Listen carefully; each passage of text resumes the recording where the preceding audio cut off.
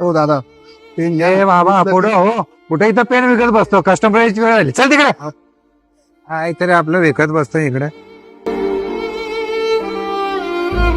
हो दादा पेन घ्या ना, खूप चांगले पेन आहेत बघा ना.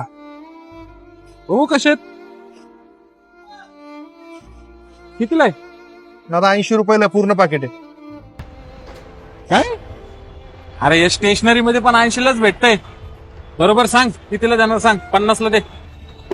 हो दादा 50ला कसं होईल, मला 5-10 रुपये भेटतात फक्त ते, असं कसं बोलता तुम्ही. ठीक आहे, नको मला, जा येतो मी स्टेशनर.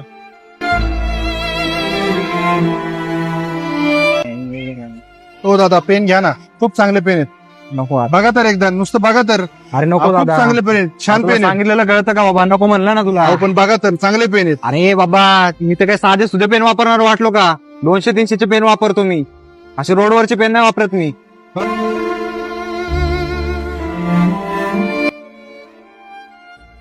दादा इकडे रे एक मिनिट. दादा पेन घ्यायचं तुम्हाला, पेन घ्या ना, चांगले पेन आहेत, खूप चांगले पेन आहेत.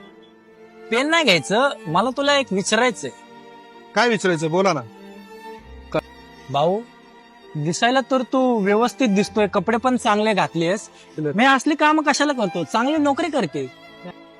भाऊ मी शिकलेलो आहे, सिव्हिल इंजिनियर आहे, मला 70,000 रुपये पगार आहे. काय 70,000? पेन कशाला विकतोय तू? हे मी माझ्या वडिलांसाठी करतो. आयुष्यभर वडिलांनी मला रस्त्यावर पेनं विकून उच्च शिक्षित केलं, इंजिनियर बनवलं. आणि एके दिवशी रागामध्ये मी त्यांना म्हणलो, तुम्ही आमच्यासाठी केलंयच काय?